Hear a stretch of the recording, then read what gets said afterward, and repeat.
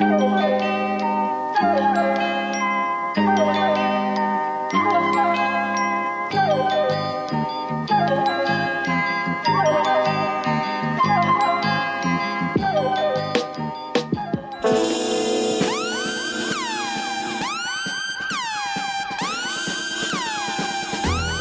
is not a test of the emergency alert system. This is a real warning, and you must take it seriously.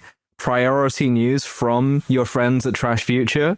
Doctor Who alum Stephen Moffat and Jenna Coleman are reuniting in Number 10, a workplace comedy drama set to be the British answer to The West Wing. No! It is now time to panic and freak out.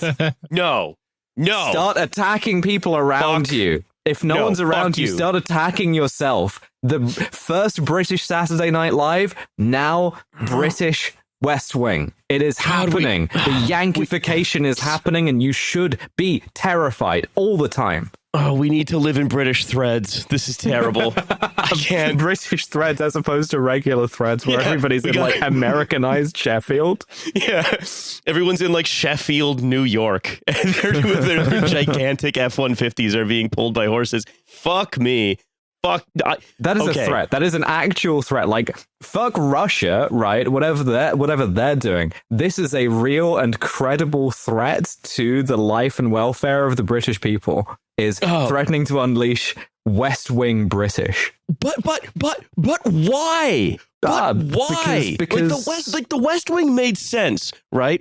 It made sense, at least from the perspective of if you're interested in politics, the Clinton White House seemed like a new thing you'd want to dramatize. We know where it went, but it seemed like a new thing you want to dramatize. What the fuck is Stephen Moffat going to be writing about? Keir Starmer trying to get a TikTok right? It's because politics is back, baby. Oh, woo. Liberalism is happening. I mean, I think there's like one way of looking at it is like, this is pure like lib bait. In the sense that, like, you know, we've lived in chaos for a long time. We've got another prime minister who's also promised that the sensibles are coming back. And, like, we'll see how long it takes before, like, that really sort of, like, unspells and, like, you know, might happen sooner than we think. And I think there is, like, still this appetite among certain liberal types to be like, we want to sort of see the sort of sensible, quote unquote, sensible sort of governments of, like, basically every year leading like before 2015, I suppose. And if we're not going to get that electorally, if we're not going to get that through the system, and you know, also this awareness that you're never going to get it, right? Because like every government's going to get weirder and weirder. They're all going to have their own freaks and sickos. They're all going to do their sort of bizarre things. They're going to all sort of have to sort of wrestle with a system that's out of control. But the only thing you really have left is to sort of project that through fiction, right? Yeah. Like you want the sort of like, if the libs can't sort of have it in sort of like an actual sense, they'll be happy to have it in a kind of, in a sort of fictitious sense, in a very similar vein. And like, you know, I will say this as someone who like writes angry letters to Aaron Sorkin every year, demanding a new series of The Newsroom, because like of all the fucking shows that like need a sort of like new season at this moment, I don't understand why The Newsroom does not feature in any of this, right? The Newsroom Charlie Kirk episode. Because Rob. A doctor pronounces him dead, not a Mormon TikToker. Well, no, what it is one of them is away and has to tell the Discord moderators that they've finally been avenged and that Charlie Kirk has died. That's right. You got to tell the airline pilot that Charlie Kirk has died, and the airline pilot solemnly just looks and says, "Who's that?" But like, yeah, this, I feel like this is another sort of example of like The Newsroom, when it sort of came out, really giving this very idealized of what the news should be and what media should be. And this is actually kind of relates to maybe some of the stuff we'll talk about today. But you know, there's also this recognition that you can't really do a new series of The Newsroom because it will all just feel very strange, right? It's completely divorced from like the reality of like news media and the fact that we've sort of seen the inside of it. And I think there's something similar here, except now we've sort of accepted that like we're only, you know, if you're not going to get like your real sensibles who are actually doing sensible politics, like you have to have you have to have the fiction. You've got to have like whoever the fuck is playing the lead in the show. Handsome Rafe Spall is I'm looking at the list. Handsome Rafe Spall. For The Newsroom, for the media that we have in the UK today, it would just be like fucking I don't know, Bill Pullman being like, I heard that there's a professor who's been accused of academic impropriety at Leeds. Do we have a race on him? It's like, we think he's half black. We think he would. Do not come back to me until you know. Solemnly telling the pilot that you and your colleagues have hounded a guy to death for next to no reason. Yeah, we are of course going to be talking about just like they did Osama bin Laden. We're going to be talking about that in a little while. I wanted to do a little bit of news before we get to it though, because there are Trash a few Future, things. By the way, hello. Oh yeah, hey, it's TF. There are a few things that, because I've been on holiday, that have built up in my backlog that I wanted to discuss. Can I introduce you? Okay, look, we've all know Ewan Blair. We've talked about him a lot on this show. Tony Blair's son started a kind of parasitical on the state. To me, yeah. Tony Blair is Ewan Blair's dad, but you know that's fine if you want to characterize it that way, I guess. I'm sorry. I cannot direct my friends to invest in this boy's startup. He's my son. You mean Cherie Booth's son? You chud piece of shit. The woman who held that guy back from fighting in that Christmas card? Cool. Yeah. We all know Ewan Blair, right? He was like, I've got a startup that's going to help young people. It's going to replace university, which is no longer connected with people's needs. And it's going to be connecting with a platform, apprenticeships, Black Lives Matter, gay and soy, all this stuff, right? He was lib, you know, and he was going to libly make every British teenager do season 1 of Misfits, basally. Yeah. With an app. This is not the Blair for our times, clearly, because Tony has deployed a second boy. Tony has decided to release a second, much more chudded out Tony boy. 2 Boys Blair. Yeah, he's got at least 2 boys. And we have we have a second, much more chudded out, epic, like Grok Blair boy. Oh, interesting. So what you're telling me is that there's 2 Blairs. One of them tells only soy and the other one tells only chud. Yeah. They're both guarding a door. Neither are letting you through it. So Nick Blair, who used to be a football agent, weirdly, he pivoted to technology after his brother did and paid tens of millions of pounds. I guess it must be genetic. They must just be talented at it. Yeah. Wouldn't you know, he's seeking funding for a military technology startup called Pyra for $200 million. Now, military what does technology. Pyra do? It's got to be drones, right? It has to be. Sort of. I went to its website and it said only the following: deploying summer 2026, stand by. You will never deploy anywhere. You'll never rappel down anything. I mean, this is a source of kind of depression to me as well. But then, you know, you can install Armor 3. You can do that, right? You can make friends with other nerds on the internet and then rappel down things. You can wear camo while podcasting, for example. Fuck off. Okay, it's cold in here. I wanted to okay. You're in the gulag. You're going to have to fund your way out. So Blair is currently the only active officer of the company. In an article published this week in the FT, it was described only thusly, that Pyra is, quote, this is a statement given to the FT, a developing technology that will allow users to integrate different systems into a single source. So translation... I love to integrate different things into a single source. This is a database? It's Palantir. Oh, okay. Like the sort of visualization software bit of Palantir, where it's like a really nice glossy UI for your drone strikes or whatever. But because remember, right, that the Palantir, one of the big problems is the US can just turn it off. Yeah. Right. And it's in the hands of, like, you know, a dork with a sword, Alex Karp. Right. And so now, just like there was this huge fervor for sovereign AI, which is not really anything. Now, as a result of criticisms of Palantir, that some of which have been made on this show, with our episode with Donald Campbell last week from Foxglove, one of the many of it is, well, hold on, you're just putting a bunch of your national infrastructure into the hands of America? That seems pretty reckless. And Nick Blair listened so quickly that he was able to found this thing, Pyra. Yeah. So we're friend-shoring Palantir then. Yeah. Hey, you know what's crazy though is the Tony Blair Institute for Global Change, wouldn't you know it? They've said it's pretty important that we have a friend-shored Palantir. Oh, okay. Yeah, sure. Yeah, which is pretty good. I'm glad that father and son were able to work together by coincidence. Yeah. Well, it's just a good idea, and when your son has a good idea, you want to support him. And if your son has a bad idea, like, for instance, your soy lib son, then you want to sort of like disown that and move on to the chud son. So before the Chud Blair, before Nick the Chud Blair did Pyra, he had a company called Skyral. Skyral belongs to the Nords. Yeah, you can always tell a Chud tech company because it sounds like a made-up name from a fantasy video game. It sounds like a poorly prepared Nazi spy being parachuted into Britain, being asked to say the word squirrel as a test. And Skyral is currently working with Raytheon UK on something called the digital twin of the battle space for the AI combat lab of the British military. Okay. Its co-CEO, hold on, just wait for this one. Its co-CEO Naomi Hume recently described its work as, and I quote, Fortnite on steroids. I mean, listen, I'm all for exploring sort of innovative work in the battle space or whatever, or the digital twin of the battle space, in hopes that one day they let me and my sort of like fat woke ass do like Ender's Game, and they actually give me like a cool uniform, or I can bring my own. That's fine too. But I think maybe one of the lessons that we've kind of failed to learn from the last few years of everything happening, the sort of season of the newsroom that we didn't make, is that you do need some stuff that's not Fortnite, maybe. Well, but Fortnite, what we're building is data centers, and what we are the skills we're very creating key to Fortnite, for instance. Yeah.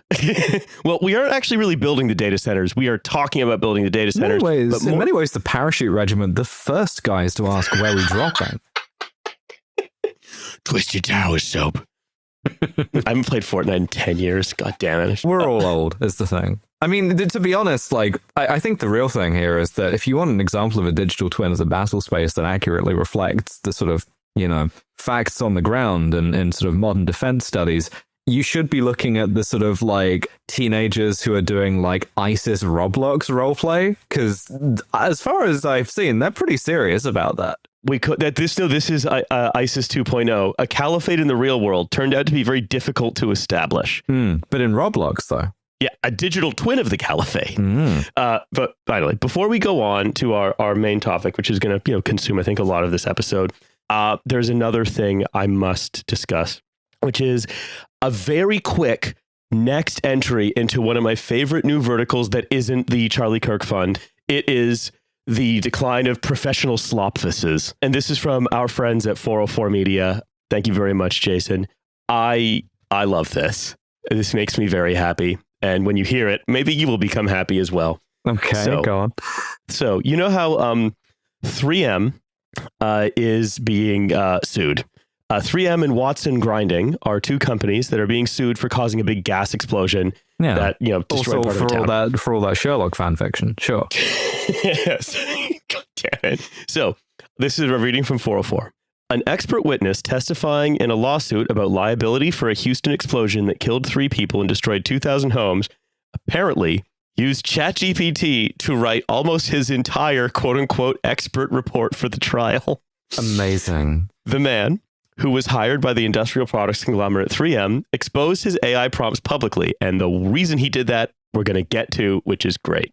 But he asked ChatGPT to, quote, help me create an exceptional expert witness report defending the standard of care at 3M, showing how 3M is 0% at fault for the explosion at Watson Grinding. Make no mistakes. Which is a shame, because if 3M had only thought to put in make no mistakes on some of their stuff, then they wouldn't have killed those people.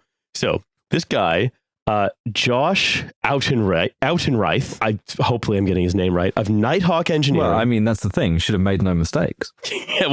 was hired to produce this report. During discovery in the case, Will Moy, one of the plaintiff's attorneys, found a 5-page document called Citation Overlay, which appeared to have been generated by AI, as it's a common artifact when you ask ChatGPT to generate a report for you.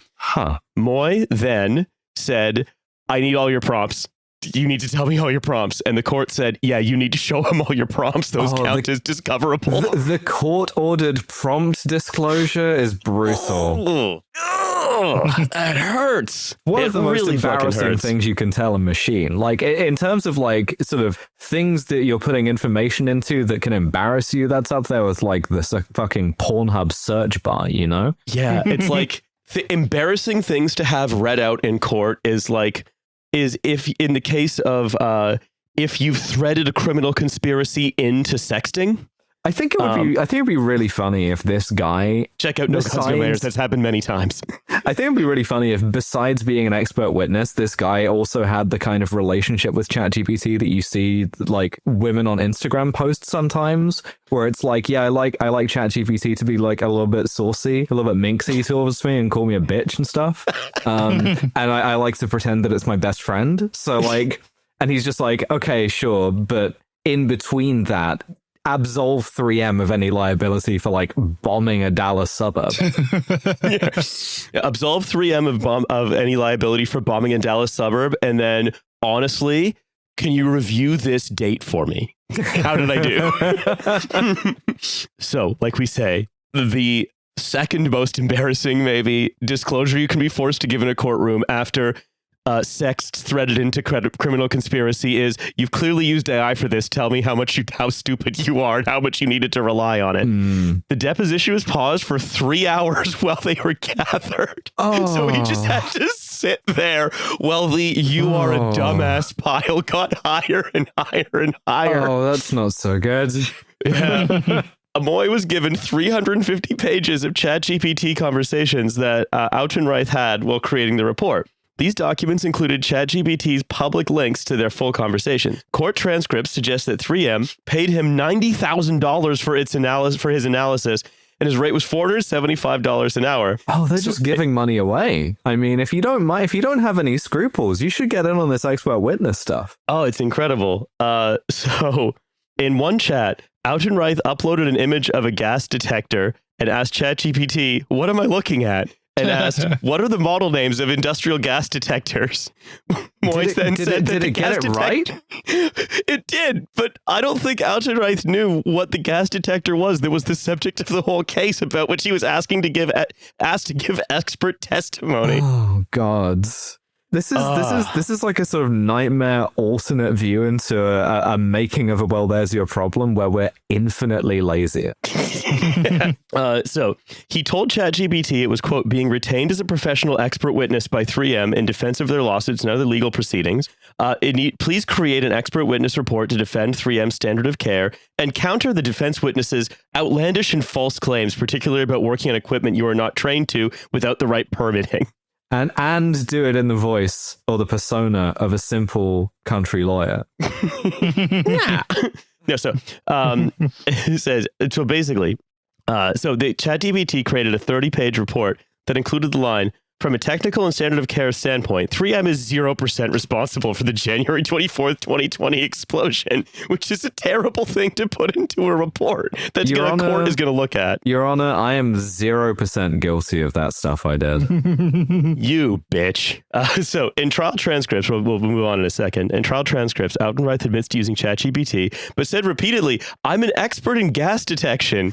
I've got a body of work and 20 plus years of experience in the industry." But when asked why he used ChatGPT, he was unable to answer. Just seemed like less work. Well, because he would have probably needed to ask ChatGPT that question, right? Why didn't he use you?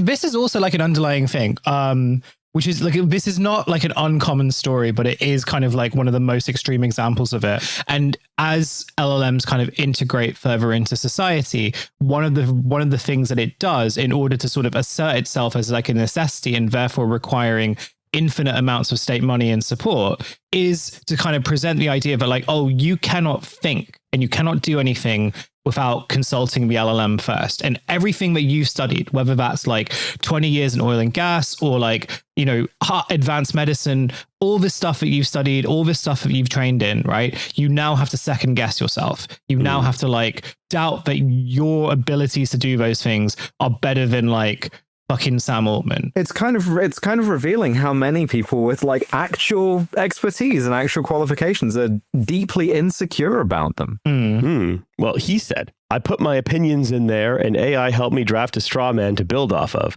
I put information and opinions up front before it ever generated. If the output wasn't of my opinion or what I agreed to, I did alter it. But at trial, they agreed that the report was 90% ChatGPT. Auchenreith also said he prompted ChatGPT about the case several times while, quote, sitting in traffic to jog my memory about different manufacturers of gas detectors. And I mean, again, that's when you've really hired a bit of a bum expert witness if he's just driving around writing his report with ChatGPT.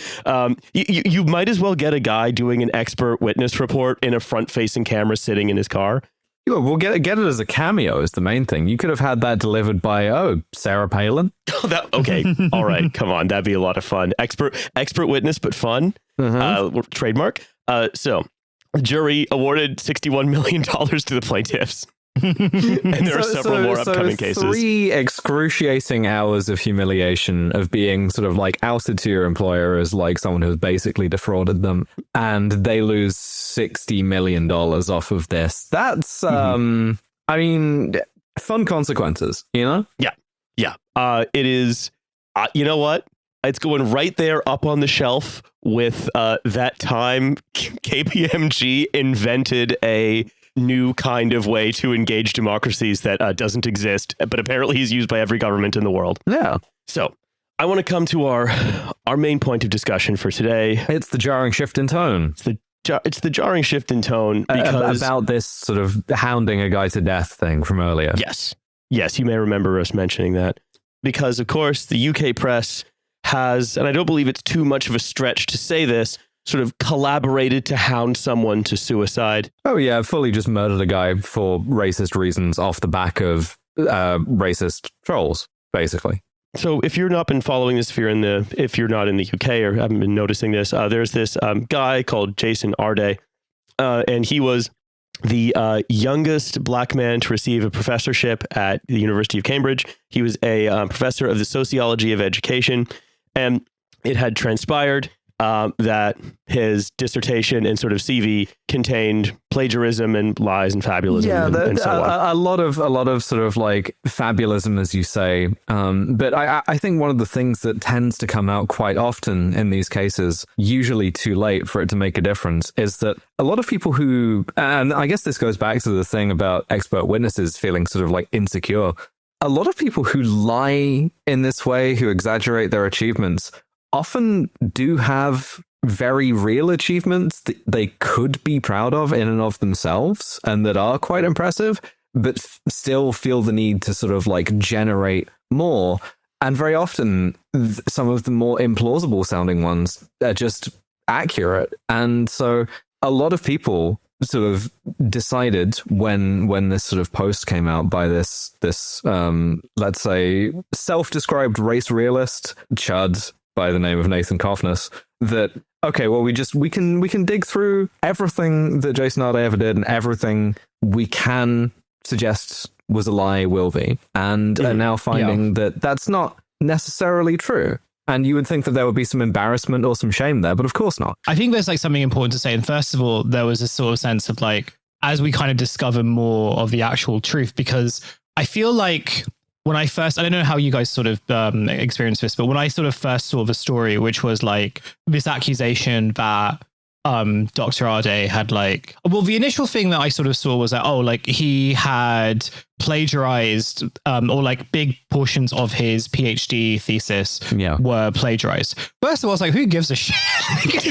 who gives a fuck? Like, but I mean like the point sort of being that number one, actually a lot of that turned out to really be untrue. And like the scale of which like the plagiarism which was done was like relatively minor in the grand scheme of things. It's not to say that it didn't exist at all, but it was like, it was investigated and the awarding university did kind of clear him of any sort of like serious academic malpractice. You know, this, I mean, I think one thing to bear in mind is also that this story really contained everything that these people wanted. There was like a young black man, high achiever, you know, sort of looked like someone who shouldn't be, like in their estimation and in their imaginations, someone who should not be a Cambridge Don. And so the fact that he was this like already infuriated them. You know, it's being led by like a guy who's like super resentful because he lost his Cambridge job for saying that he loves doing like using the calipers too much.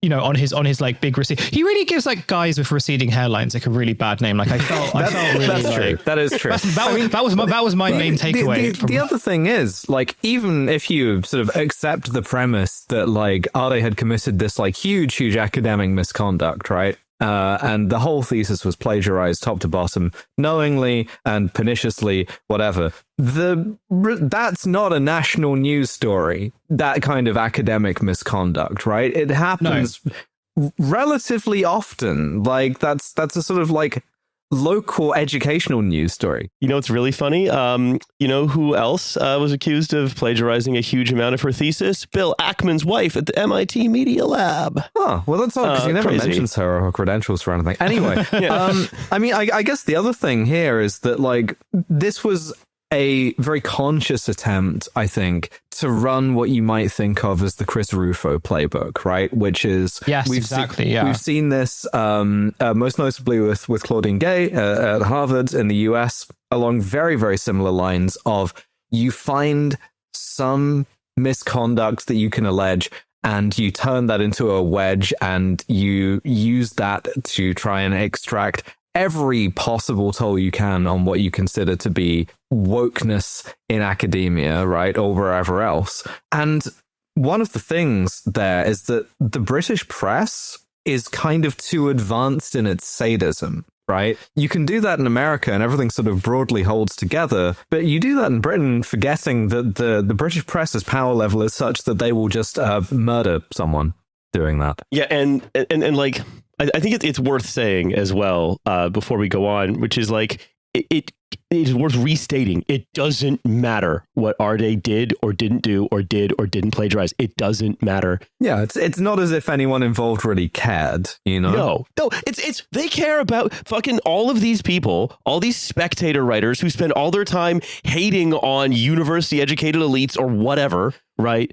They care about academic rigor when they can turn it on someone who they consider to be both like who they fear and are scornful of, right? It's like someone caring about women's sports all of a sudden when they are an avowed misogynist. It's an interesting comparison because I know that a lot of the people who were most invested in this were TERFs, right? Oh, I can't believe that apparently all of that energy that was about protecting women was also about protecting universities from being too woke to use electron microscopes. Well, so the thing is, if you make your politics into a sort of politics of sadism, it infects everything else about them. It's know, if only one of my co-hosts had turned this into a kind of maxim that you could look up somewhere. And I think because they've done that, it was most obvious with them after the sort of like obvious level of like, Coffness, who talks about how he wants to be like professor of eugenics and race science after the revolution, right? But after him, it's Stock or Rowling or Sonia Soda or any number of other people who have like gender critical views who were talking about this very openly in terms of like, this is delicious or this is the gift that keeps on giving. Oh, I've got a quote from Helen Joyce in front of me, actually. Please. Which is awaiting a review copy of Jason Arday's memoirs. This is days before he was found dead. Helen Joyce said, "I'm practically salivating with anticipation. And the part that's unsaid is to engage in the ritual humiliation of someone who has, because he has committed an infraction, enough people have agreed is a weapons hot target." And like, it honestly, like, because of our gutter press's obsession and these people who are all adjacent to its obsession with the specter of like DEI, this idea that like that the feelings of liberalism have fundamentally, I think the feelings of social liberalism have fundamentally compromised the utility of every institution they touch. All it takes is like one possibly like unwell person of like of a identity group favored by DEI, heavy air quotes, promoted above where they think he should be, as you said, Hussein, to call the entire presence of black people in public life into question. Which, by the way, Nathan Coffness, who got this, he didn't even do anything. He just got this information leaked to him by someone at Cambridge who was already angry at Jason Arday for being there. And then he just gave it to the press, right? And he's already said specifically, so you can see him quoted around quite a bit, that in a sane world, the number of black people in high academia would approach zero on the basis of like racial differences in IQs. We'll come back to that, which another, I would say, gender critical writer repeats pretty I'm going to use this word again, critically. It's every respectable columnist. Every single one at all of the newspapers across the political spectrum, they queued up around the block to rip off a piece of his flesh to prove their point that actually everyone was wrong for being mad at them about trans people or DEI or cars or fucking whatever. It's all you know who has a fucking monocause? These fucking people have a fucking monocause. And it's like officially sanctioned fun as well as sort of like a bonding activity. And this extends even to people who would like to think of themselves as being on the left or whatever, but want to be invited to those things. Fucking Aaron Bastani got his shots in, you know? Like, there's a ton of this just like around that is just like sort of waiting for people to pick it up. And you compare it to something like, for instance, Matt Goodwin's book, for instance, right? We talked about it. A lot of it seemed to have been lifted from ChatGPT, right? Does that damage his credibility as an author? Does that damage his credibility as an academic? I would say absolutely. Did we hound him to an early grave over it? Well, we don't have the power to do that, but I also don't think that we would have if we did. But these people absolutely did. I mean, it's also a case of like, and I was thinking about this today, just in terms of who gets to sort of play the victim, who gets to be the victim, and who gets to sort of be called a victim. And I feel like one of the big things, one of the big sort of elements of this story is, and if you think about someone like Jason Arday, like someone who, you know, comes from like a very, like, you know, he comes from like a very, very difficult background, poor family, you know, went through a lot of hardship, reaches like the kind of pinnacle, or reaches like one of the sort of pinnacle points of British academia in the best university in the country, if not the world. And the anger that sort of emerges from that, but also just the fact that like, when you sort of occupy those positions, and I'm not, you know, this isn't just for like people who really reach those standards, but anyone, any sort of person of color really, anyone who, you know, is not like who is not like a white male, kind of is always sort of told that like, well, whatever happens to you, whatever criticism that you get, you really have to learn how to take it, right? You don't get to play the victim. You don't get to sort of like even sort of feign any type of victimhood. You know, everyone I think who like occupies those positions, even if it's just like being like a head manager at like your sort of corporate job or something, kind of always has those stories of just like, you know, you cannot play the victim because if you can't, you know, because like it will just cause more problems if you do. And so whatever shit that you get, you internalize that, you sort of deal with that in whatever way that you can. And that's like in stark contrast to someone like Matt Goodwin, who like is still playing the victim card, who is still saying that he's been like lambasted and cancelled. And like, I was thinking a lot about this just in terms of like fucking cancel culture and like who gets to say that they're cancelled and who gets to go on the fucking podcast tour and get like the book deals and all that stuff on the basis of like people were mean to them on the internet. And in the meantime, like, you know, these guys have hounded someone to death.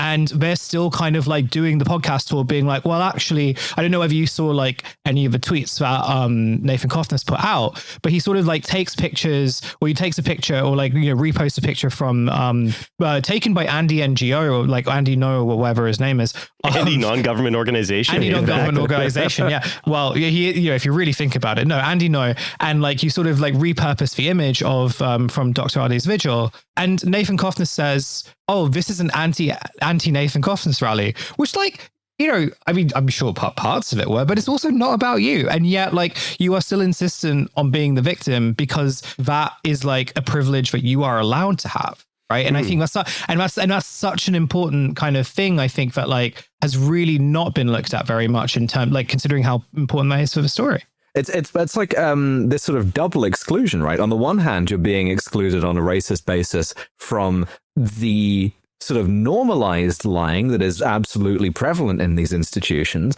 And then you're being excluded from the ability to sort of like claim that narrative around it of I'm being cancelled. Well, I actually have the text of what Kofner said in front of me about this anti-Kofner hate rally. And, you know, again, if you're going to what is essentially someone's funeral and saying, I guess they all hate me. Yeah, I guess they want to Charlie Kirk me for revealing the truth about this guy or whatever. Yeah. You know? He says, there's an anti-Kofner rally in Trafalgar Square. If I were in London, there's a real possibility that I would be murdered. Again, this is just him copying Andy No. This is him trying also, I think, to be UK Chris Rufo, which we'll talk about a little more in a second. And he said, but then he says, thousands of academics and journalists knew the truth about Jason Arday for more than a year. Now you know why no one said anything.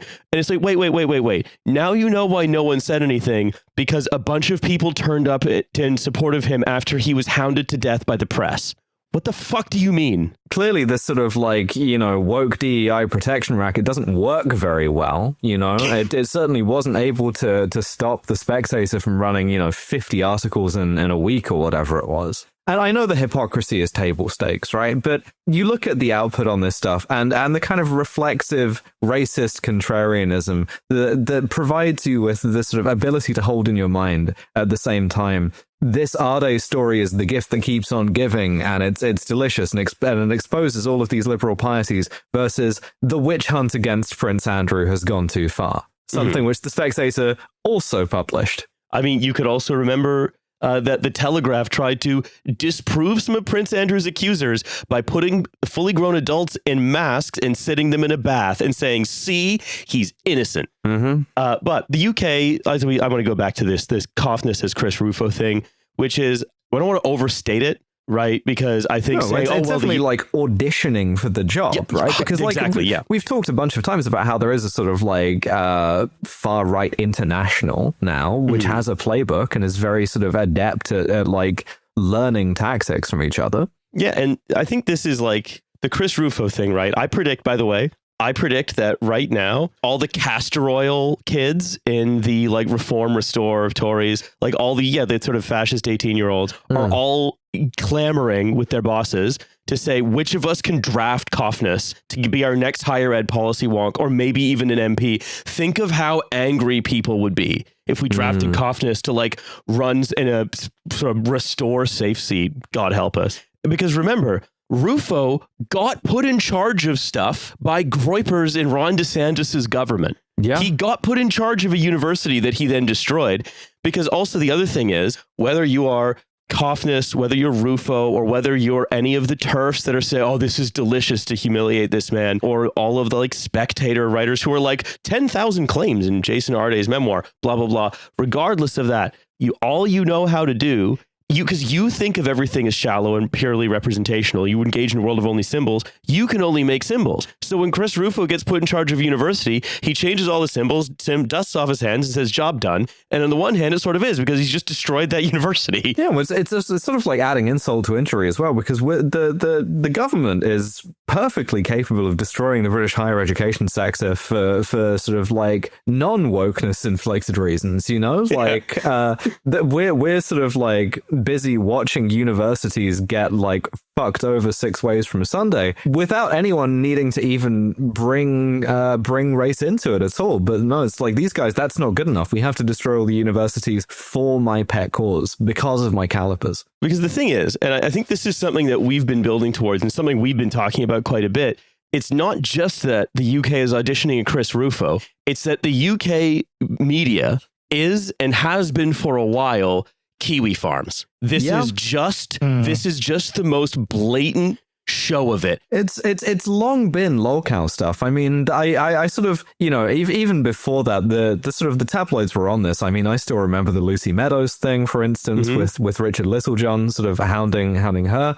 Amy Winehouse, you could also put her in but it used to be celebrities mostly. Again, I sort of go to Lucy Meadows as an exception, right? But they didn't have the sort of like shotgun blast effect, right? I think that's the thing, is the difference now is that it's much more possible to take those existing tabloid hounding strategies, which are very, very well worn, and combine them with the kind of tempo and extent of your kind of lolcow culture. Yeah. And when we talk about lolcows, by the way, we're talking about, if you're not familiar with the term, it's when either Chan boards or Kiwi farms or stuff like this will find a usually vulnerable person who is acting like kind of an idiot in some way or whatever, and then will repeatedly manipulate them into like humiliating themselves or hound every detail of their life or stalk them and so on and so on. This is basically adversarial behavior. But one of the things about bullying, which it also is obviously, is that bullying is one of the forms of bullying is that it is a way to police behavior, right? It's a way to punish like an effeminate boy for not being like the right kind of masculine. I would like to terrorize every other black academic in the UK, for instance. Yeah. And Right. And I think and one of the most important functions of the British press, this is true of the American press, but again, it's way more true of the British press, is to function as a disciplinary body. It's because you remember how many just regular people had like their fucking bins gone through because they like went on the BBC and said, well, I actually think that this Corbyn's a nice fella. The guy where Boris Johnson like took his phone away from him during an interview in a hospital in the 2019 election, but when it was like, hey, that's a bit embarrassing for Boris Johnson, immediately the tabloids and the Times and the Spectator, and the Telegraph, which would be seen as no different from the tabloids now, they sprung into action trying to dig up dirt on this guy to discipline the public for not being the right way politically and not falling into line. This is just them getting more and more and more ambitious. And I've said it before and I'll say it again. You must consider the UK press to be largely hostile to growing segments of the public. Yeah, well, I think part of it is running into this problem of, for instance, when your victim dies, right, and people, come out to sort of protest your deplorable treatment of them, and there are more of them than there are you and your sort of band of sadists, right? That's a rally that intends to murder you, and the reason why is because it's sort of unacceptable to these people's worldviews, the idea that the general public, right, as a rule, will go along with a lot of racist stuff, will have a lot of racist beliefs, but the kind of nakedly racist, like nakedly bullying, sadistic kind of worldview that someone like Kofnas wants to maybe sort of espouse, or that applies to some of the TERFs as well, is something that people are kind of instinctually repulsed by, even when they might support sort of policy that achieves the same thing, right? Mm-hmm. And these people, they can't comprehend that, within their own framework, that kind of racism, that kind of bullying is a luxury belief. It's something that most people do not instinctively vibe with. Mm-hmm. Yeah, it is. If you have the luxury of that much power concentrated in that small of a group of people that that's a belief you get to have. Not a lot of people get that. You shouldn't. Hey, you know what? You guys are all pretty lucky. Part of the sadism, part of the fun is being like, oh, aren't we naughty? Aren't we sort of heterodox by sort of slaying all of these sacred cows and this piety, and just by being very, very, very dangerous towards each other. And then when people are sort of like repulsed by this, then you have to go, oh, I'm being assassinated. Yeah, and fundamentally, all of these beliefs, the entire belief system we've been talking about is really, really. When I say coherent, I don't mean that as like, oh, it's coherent. It's fine. It's coherent. It's bad, but it's coherent because it is anti-racism. And it is this really, is there a word for that? Yeah. Well, it's actually, I think anti-racism does have some specific meaning. And it's actually one that I think we can unpack in an article I'm about to read us. But before I do that, I also want to do one more. Actually, you can't be mad at us from our friends at The Guardian, who published a real doozy of this is not our fault. You can't be mad at us. There was a lot of that. A lot of people who really have blood on their hands all decided at once. Actually, I'm taking a break from Twitter. You guys can argue with each other. I'm too good for this discourse. This place is so toxic. How did that happen? So this is from their you're not allowed to get mad at us. But again, no byline, by the way. The editorial board put this stinker out. The Guardian sought to establish what was true. This is the proper function of journalism. Reporters were contacted by Arday over a year ago and worked extensively to verify what he'd told them. In many instances, they could not. It was right for The Guardian to publish its investigation, and it is wrong the journalists who did their job responsibly are now being subjected to an onslaught of abuse. Cambridge, which has many of its own questions to answer, announced that it would hold an internal inquiry. In its journalism, The Guardian sought to meet tests of importance and proportionality, covering the issue with nuance. This could not be said of much of the right-wing media and its social media outriders. It wasn't me taking part in that avalanche. It was the bigger snowflakes. Yeah, and moreover, if you're The Guardian, and if you go on The Guardian, they have a little pop-up that says, for fact's sake, and this is what we're up against, and so on.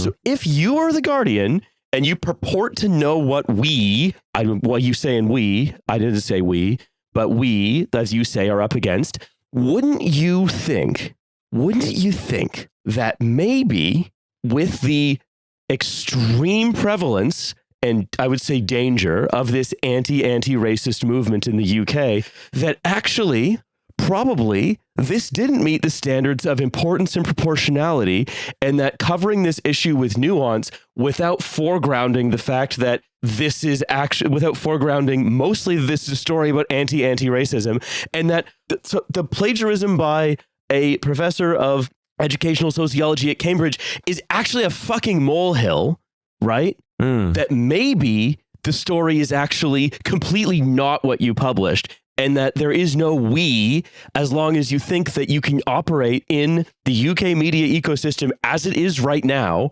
while doing that. Yeah, no, it's just being the sort of like helpless and unwitting victim of a sort of like phrenologist with a Substack. Yeah. So I want to read this article that I've sort of trailed a little bit, which is by Louise Perry, who is the Wall Street Journal's free expression columnist. Oh, that's epic. The Chud Whisperer. Yeah. She is described as a leading reactionary feminist. Pretty good. Cool. Mm-hmm. And she, in her Wall Street Journal article, she said, "I wonder how Sir Isaac Newton would fare in the Cambridge of today. He would get smallpox, probably. I don't fucking know. Yeah, What the fuck are you talking about? A 17th century gentleman academic at 2026 fucking banker credentializing institution? What the fuck are you talking about?" I mean, I think that's interesting. Yeah, I think he'd love being on TikTok. Well, I think Louise. it's instructive because these people have about as much connection to the actual work of, Oxford or Cambridge as Isaac Newton does now. They're about as removed from it. Yeah, and like, again, this is going to come up because this is infuriating. We have, as a culture, as a media political culture, we've invented what a university is that is just completely divorced from what it does. This is it's largely a place where fucking billions of pounds of research money is spent at like the Rolls-Royce lab that's giving the classics dawn cancer.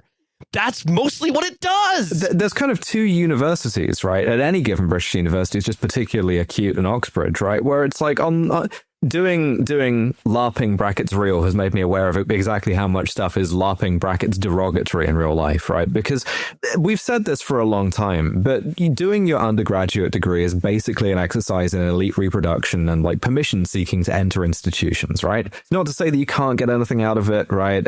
But like, or that it doesn't have like technical or vocational value or whatever. But in the main, it's kind of a LARP. It's kind of like you get to spend 3 years being a student and feeling like a student. In terms of your relation to the actual university, it's in some ways almost nothing, except unless you're an international student, in which case it's piggy bank. Yeah. What you are doing is subsidizing that Rolls-Royce lab, paying for some people to be there. I did a bit of research into Louise, and I think I've got like a very important bit of information, which I think is key to sort of unlocking all of this, which is that she, at least in her undergraduate at the School of Oriental and African Studies, which is to say that she did it not at Oxford. And the reason why I think, or like not at Oxbridge, and the reason why I say that it's important is because you're completely right into the suggestion that like the country is run by Oxbridge grads have not really gotten over like their time being at Oxford or Cambridge. But right below them are another subset of people who I would actually argue are actually far more harmful. And those are the people who are Oxbridge rejects. I wonder who that sign's for.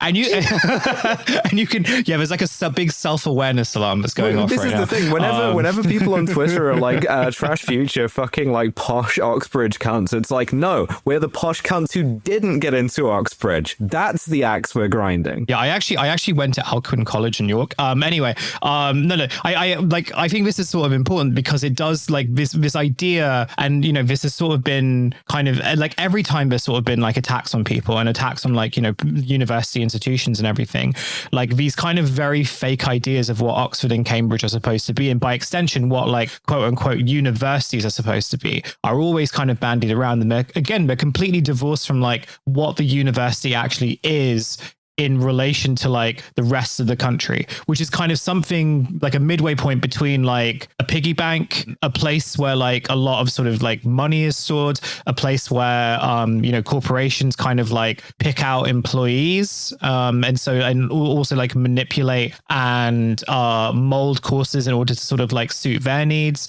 Also like a way of kind of just like sort of subsidizing local economies, right? Yeah. There's an article that has been cited a few times in the sort of like aftermath of this as an example of how irrelevant and tawdry this coverage got, which was, I think it was in the Times, and the thrust of it was, I was in Jason Arday's class and he graded my essay unfairly and I didn't enjoy it, right? And a lot of people kind of took that to be like, look how low they're stooping.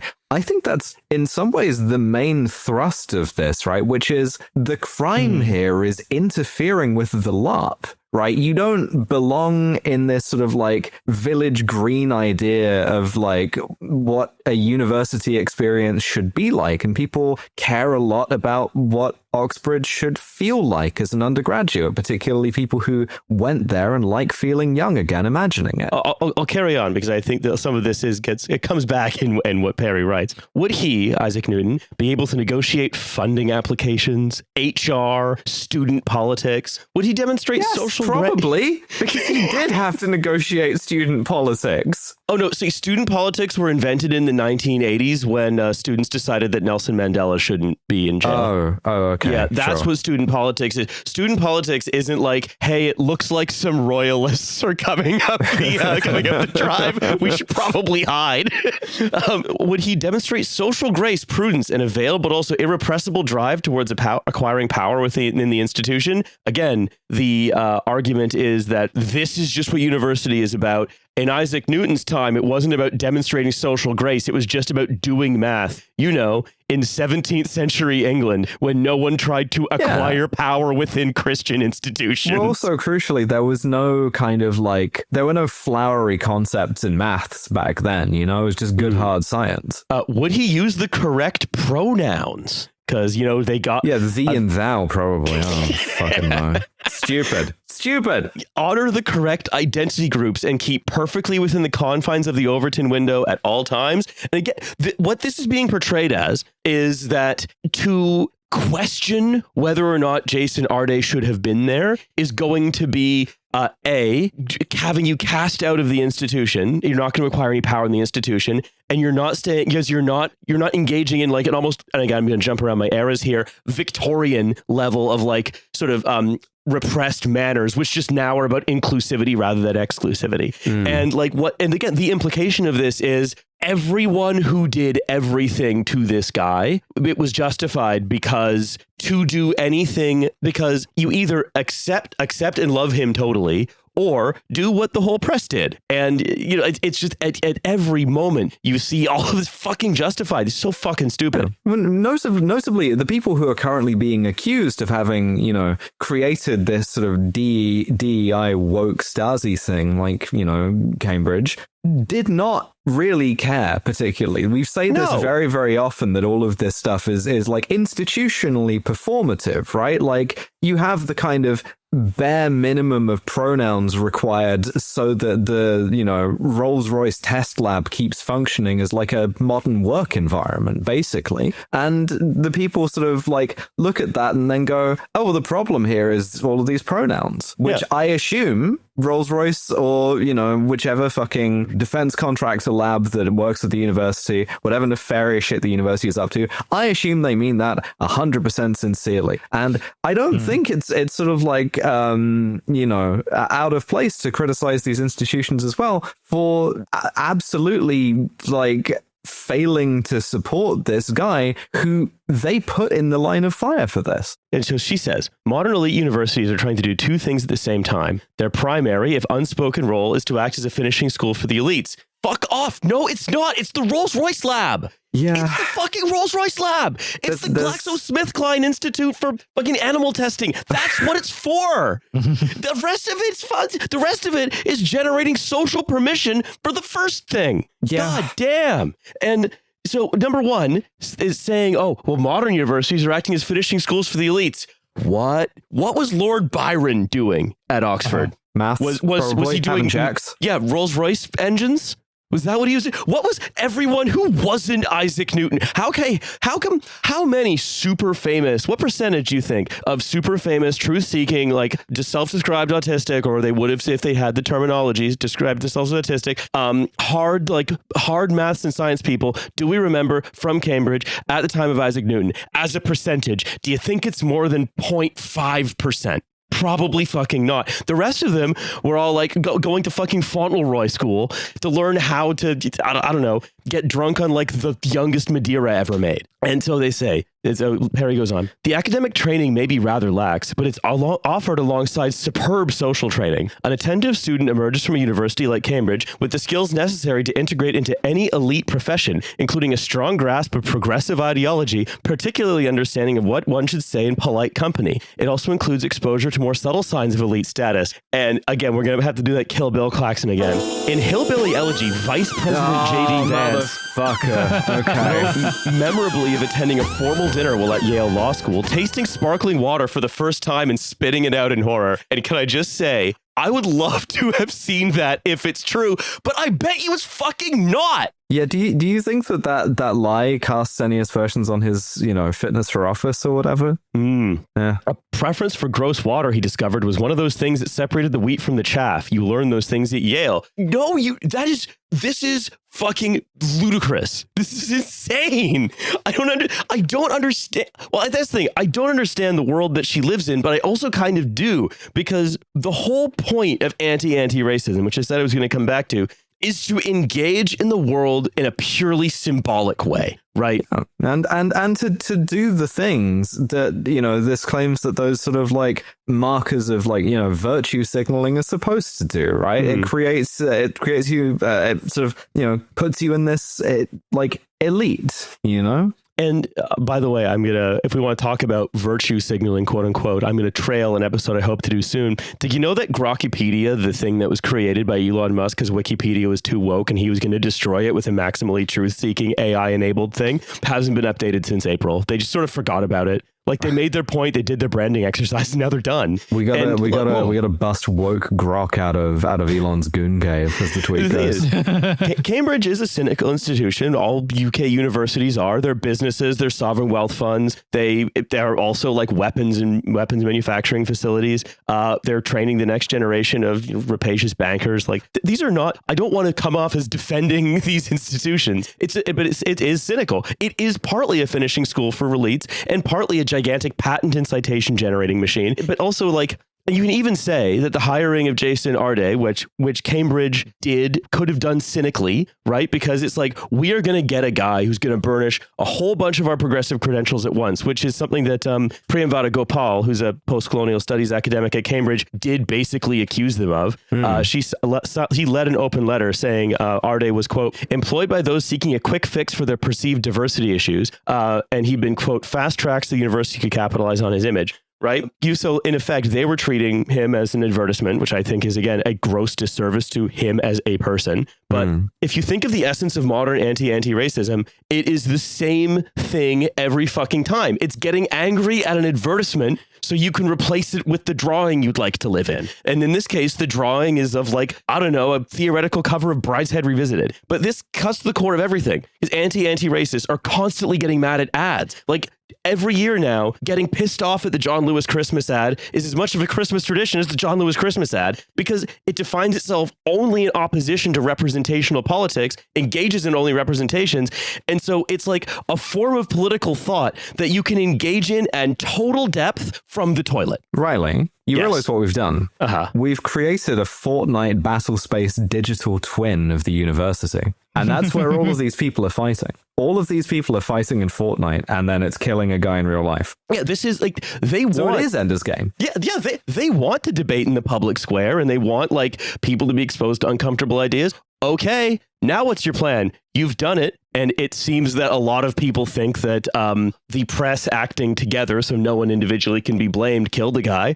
Okay, now what? Well, clearly the answer is to kind of like snootily declare that you're above this whole discourse and like get off Twitter for a while. But like ultimately, like the anti-racist has to engage with things that are instantly repeatable. Just start saying racist. But I think it's actually different. Because this is racism that is defined in opposition to anti-racism. I agree. I agree with that point. And what I was going to say was that, like, I feel like there's kind of several elements of like the sort of like response to this from what I've seen over the past couple of days has been, you've got like a couple of like columnist people that are just, basically saying, yeah, we did nothing wrong. Like, this was, a tragic incident that like, was actually like beyond our control. But like, as the press, we were like a noble force and et cetera, et cetera. Most people just like, thankfully not saying anything at all. And then like some who are sort of teetering around the edges where you can kind of see where they're trying to sort of like figure out how they can do culture war games again.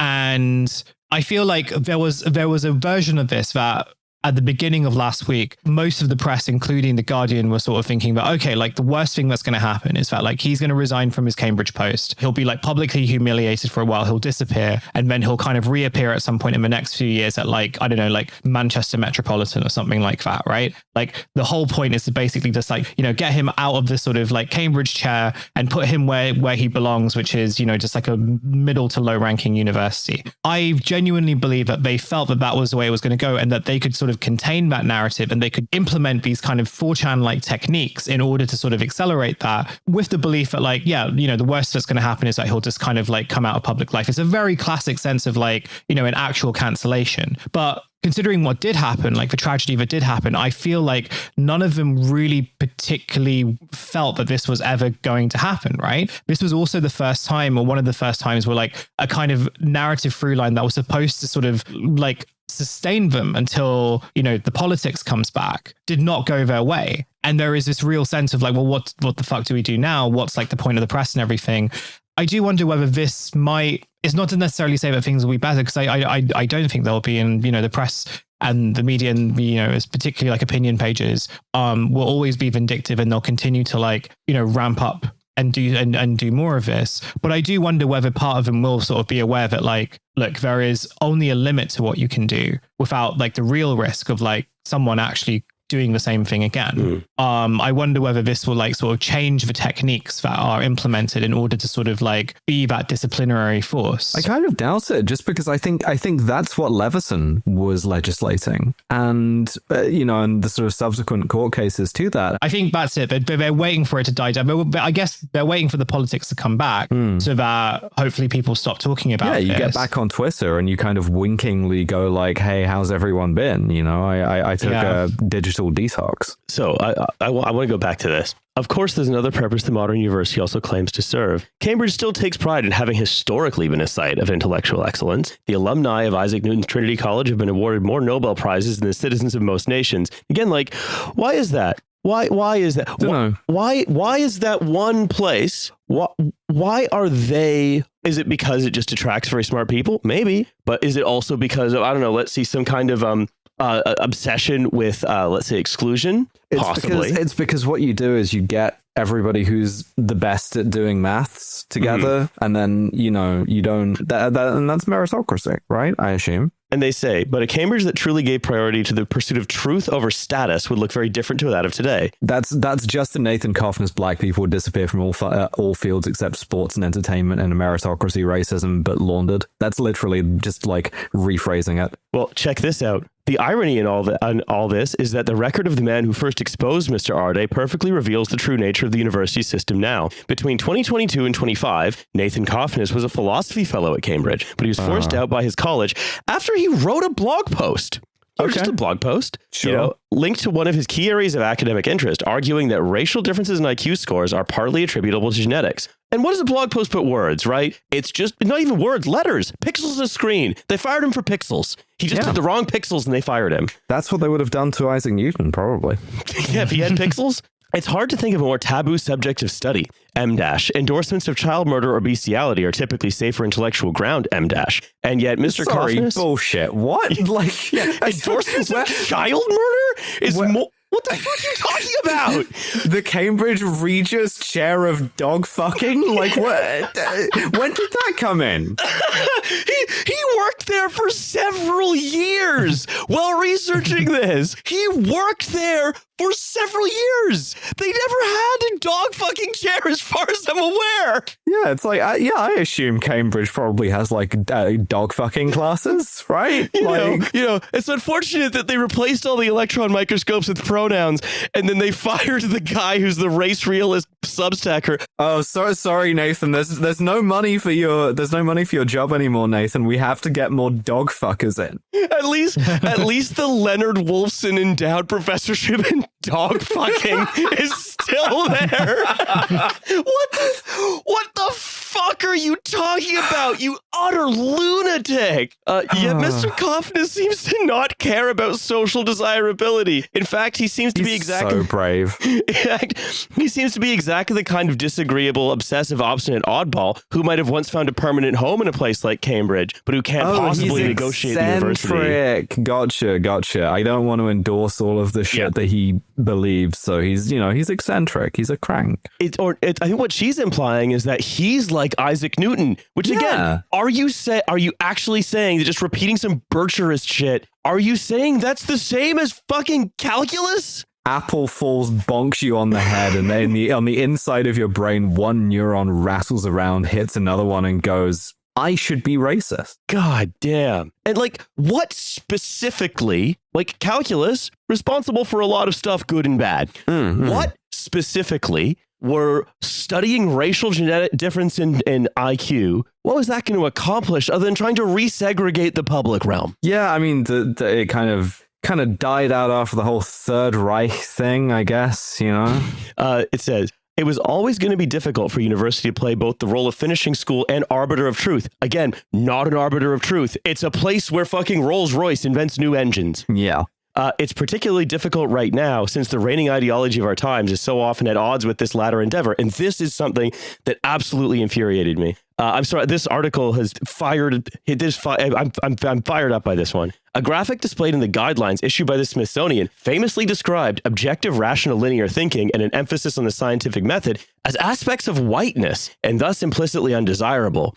See, this is in the most minimal, dishonest sense true. The Smithsonian, for like 20 minutes, 6 years ago, one of its sub-museums of of African history posted that, which is basically a kind of bad articulation of standpoint theory. Yeah, and basically, took it down. Is it worth critiquing these lenses of like objectivity, right? Is that something that's worthwhile to do for a scientist? Probably. I reckon Newton wouldn't have thought so because he was just about adding big numbers together. So yeah, science is about writing the biggest number you can think of and then multiplying it by 2. And like, again, the what Louise Perry wants you to think is that the modern university, having replaced the electron microscopes with pronouns, and having the only sort of real subject left, I guess, is the dog fucking guy. Notably, they haven't. The electron microscopes are still there. The pronouns are there so that people who know how to use the electron microscopes want to work at your electron microscopes instead of moving somewhere that has electron microscopes and pronouns. Oh, I'm sure they're going to get rid of they're going to replace the electron microscope with a big she, her any day now. But also, by the way, that post from the Smithsonian, that was like one of the first Chris Rufo bugbears. And again, it's like the question of like, did Jason Arday confer social status on Cambridge students for which everyone involved is happily sacrificing scientific rigor? That's such a symbolic surface level question. You might as well ask if your choice in fast food represents the Live Mas lifestyle. This entire way of thinking and engaging is exactly the same as, and again, Nova, I told you about this headline earlier today. It's something I've been repeating to myself for about 2 weeks. And it's, to me, there is nothing in this article that is different from a Sunday Times headline from like 2 weeks ago, which is a Ricky Gervais piece promoting his new show. And the headline is just, I can't wait for people to be offended by my cartoon cat. I'm sorry to tell you, Riley, but I really think that Cambridge and really the higher education sector in this country as a whole is in thrall to the Live Mas ideology. It's just like trying to grab smoke, but smoke is somehow the dominant ideology of our media. So just to finish this up, because we've been going long, Mr. Arday and Coffness represent the two extremes of Cambridge's two possible role. Which will it choose? I think the answer is obvious. Mr. Arday lost his position not because his colleagues at Cambridge finally got their act together, and again, the implicit thing is didn't do what we in the press actually did. Why didn't you hound this guy out of his job? But because legacy media... I don't know, probably because they were too busy working on the electron microscopes or fucking the dogs or whatever. Like, they have other shit to be doing than obsessing about whether your co-workers' theses. But because legacy media picked up on Mr. Coffness's expose of his plagiarism and put pressure on the institution. Misunderstanding what peer review means and imagining it as a kind of like horizontal panopticon surveillance. Every academic must be able to present their thesis when asked. I don't remember my thesis. Oh, this guy's stealing valor. This guy's stealing valor. Your Viva begins now and it does not end.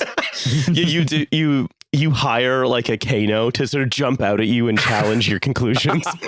So you're always ready. I don't expect Cambridge or any other elite university to abandon its finishing school role anytime soon.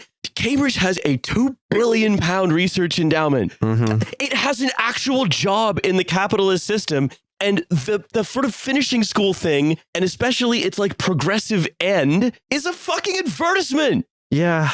I wonder if the private sector may take on the intellectual role once played by the university. There are companies you can employ to answer almost any question you like, M-. Most commonly, where should I invest my money, M-. As well as plenty of companies that employ scientists to carry out research. What if instead of having to live in the postcards, now that the postcard has black people in it, what if I lived in a different postcard? Yeah. It's like, listen, man, you could fucking play Fortnite if you'd rather. Like, honestly, I don't care. Yeah. There is really and truly no limit to the LARP. It is crazy. There are postcards everywhere for those with eyes to see. Objective, rational, linear thinking will reliably always have market value, even if its social status is diminished. And you can find that at, I don't know, the University of Austin, Texas or whatever. I mean, how's that going? Was that just an exercise in branding, or did they really follow through with that one? Well, they have a big bust of Barry Weiss, right? And I don't know what it looks like, but I'm imagining it looks like the same bust as Cristiano Ronaldo. Yeah. Ultimately, this is just, it's complaining about the student experience, and it's complaining about the most aesthetic part of the student experience. It's just that the aesthetic that they're focusing on is racism. Yeah. And once again, I'm saying that like this is a take that can only really be expressed from someone who applied to Oxford or Cambridge and didn't get in, and like it has eaten them up ever since. The imagined idea, all of my takes. the imagined idea of what Oxford and Cambridge should be based on what you hoped it would be when you applied to like Magdalen all those years ago, only to be told that like you're chopped and you're unk. And a 90-year-old Maurice Bora told me I was unk, and because of that, I didn't get into what I imagined to be Hogwarts. Yeah, you never got to wear like the fucking bow tie and the robes to like your opening fucking seminar. I don't know how it works. And like you just and you just can't get over it, right? The All Souls exam being set by a 90-year-old with broccoli zoomer hair, and it just said the question is just 6. And you have to write the answer. Well, the thing is, you can actually get a year's incredibly generous bursary, and you can study whatever you want, provided you answer that correctly. But only a couple of people do every year, so it's like. All right. Look, I think that's all the time we have for today. So, as ever, I want to say thank you very much for listening to the pod. Sorry, it's a little late today. There's been some holiday. But we are back. We are back at it, and we are going to have a bonus episode for you later this week. So do check that out. Otherwise, I want to thank you for listening. Our bonus subscribers for being bonus subscribers. My co-hosts for being my co-hosts. And we'll see you in a couple days. Bye. Bye. Bye.